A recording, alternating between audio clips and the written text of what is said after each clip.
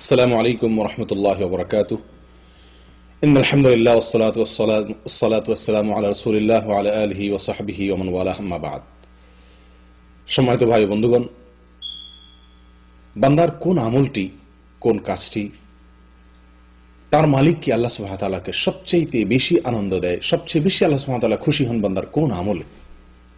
এই প্রশ্নের উত্তরে আমরা অনেকেই হয়তো নামাজ বা সালাতের কথা বলবো, অনেকেই যাকাত বা সাদকার কথা বলবো, অনেকেই হয়তোবা আমরা মা বাবার প্রতি সদ্ব্যবহারের কথা বলবো, আমরা হয়তো অনেকেই আত্মীয় স্বজনের সাথে সম্পর্ক রক্ষা বা স্থাপনের কথা আমরা বলবো, অনেকেই হয়তো আমরা সিয়াম বা অন্য কোনো আমলের কথা বলবো।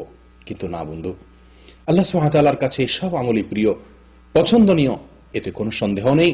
কিন্তু আল্লাহর পছন্দনীয় কাজের ভেতর সবচেয়ে যে আমলটি আল্লাহকে সবচেয়ে বেশি আনন্দ দেয়, সবচেয়ে বেশি আল্লাহ তাআলা খুশি হন, তার বর্ণনা এসেছে সহিহ মুসলিমের একটি বর্ণনা, যেটি বর্ণনা করেছেন আনাস বিন মালিক রাদিয়াল্লাহু তাআলা আনহু।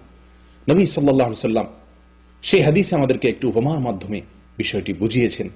তিনি বললেন, এক ব্যক্তি সফর করেছে কোন একটা মরুভূমির পথে, তার সাথে যে সওয়ারি ছিল, বাহন ছিল, ঘোড়া কিংবা ওট অথবা গাধা তার পিঠে, সেই ব্যক্তির দানা পানি, তার সফরের সমস্ত পাথেয় প্রয়োজনীয় জিনিসপত্র ছিল। কোনো এক জায়গায় তিনি বিশ্রামের জন্য যাত্রা বিরতি করলেন, শুয়ে পড়লেন। ঘুম থেকে জেগে দেখলেন তার সে সওয়ারি সমস্ত দানা পানি সবকিছু নিয়ে উধাও হয়ে গেছে, নিরুদ্দেশ হয়ে গেছে। তার কোনো খোঁজ খবর পাওয়া যাচ্ছে না। ডানে বামে, সামনে পিছে, চতুর্দিক তিনি চেয়ে দেখলেন, কোথাও তিনি তার সে সওয়ারির কোনো নাম গন্ধ লেশ মাত্র তিনি পেলেন না। নিরুপায় হয়ে নিরাশ হয়ে গেলেন। আশা ছেড়ে দিলেন যে তার সে সওয়ারি আর ফিরে আসবে, অথবা তার সে দানা পানি তিনি পাবেন এবং তা দিয়ে তার জীবন নির্বাহ করবেন। ক্ষুধায় কাতর হতে হতে দুর্বল থেকে দুর্বল হয়ে পড়লেন।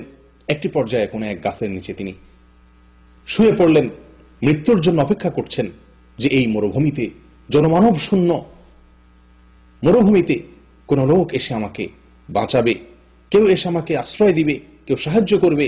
এই আশা একান্তই দুরাশা ছাড়া কিছুই নয়। সেজন্য তিনি মৃত্যুর জন্য অপেক্ষা করছিলেন এবং এক পর্যায়ে তার ঘুম বা তন্দ্রা এসে গিয়েছিল। হঠাৎ করে তিনি চোখ মেলে দেখলেন যে তার সে সওয়ারি সমস্ত দানা পানি সবকিছু সহকারে হাজির হয়ে গেছে।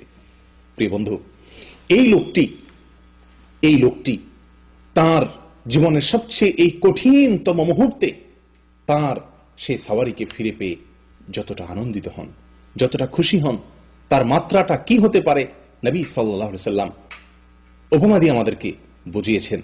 লোকটি খুশি হয়ে আনন্দের আতিশয্যে বলে বসলো আল্লাহ সুবহানাহু ওয়া তাআলাকে লক্ষ্য করে, হে রব, হে আল্লাহ, আনতা আবদি ওয়া আনা রব্বুক, অর্থাৎ আমি তোমার মালিক, আমি তোমার রব আর তুমি আমার গোলাম। আল্লাহকে বলছেন, অর্থাৎ আনন্দের আতিশয্যে অতিমাত্রায় আনন্দিত হয়ে তিনি খেই হারিয়ে ফেলেছেন, উল্টো বলে ফেলেছেন।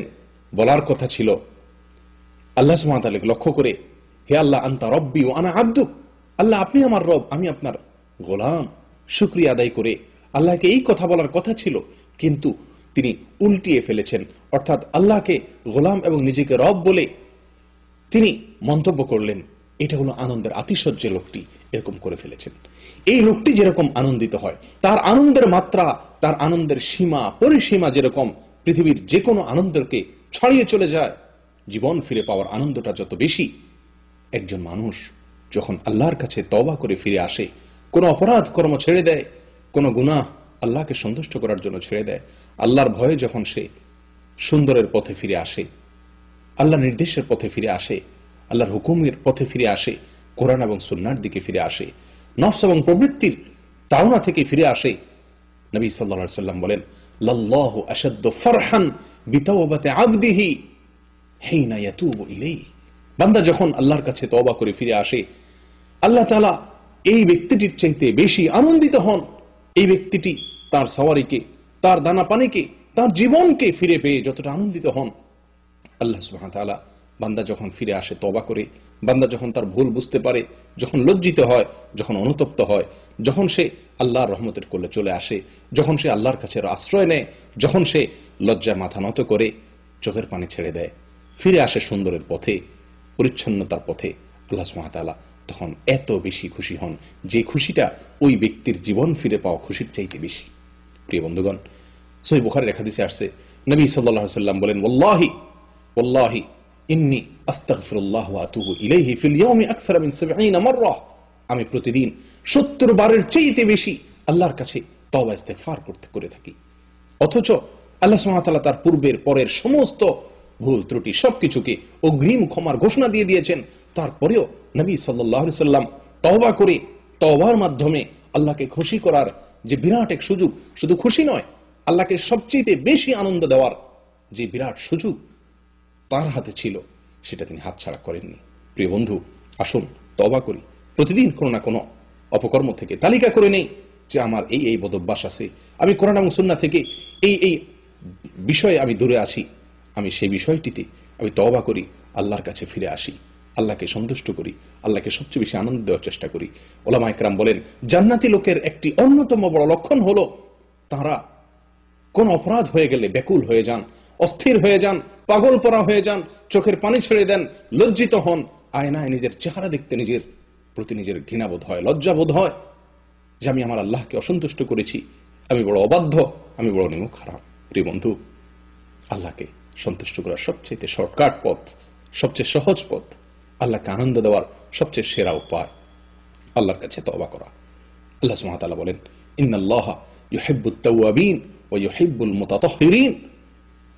যারা তওবা করে আল্লাহ সুবহানাহু ওয়া তাআলা তাদেরকে ভালোবাসেন, পছন্দ করেন। শুধু ভালোবাসেন, পছন্দ করেন তা নয়, আল্লাহর পছন্দের, আল্লাহর ভালোবাসার তালিকা অনেক দীর্ঘ, কিন্তু আল্লাহকে সবচেয়ে বেশি পুলকিত করার, আনন্দিত করার উপায় হলো তওবা। আসুন তওবা করি, আসুন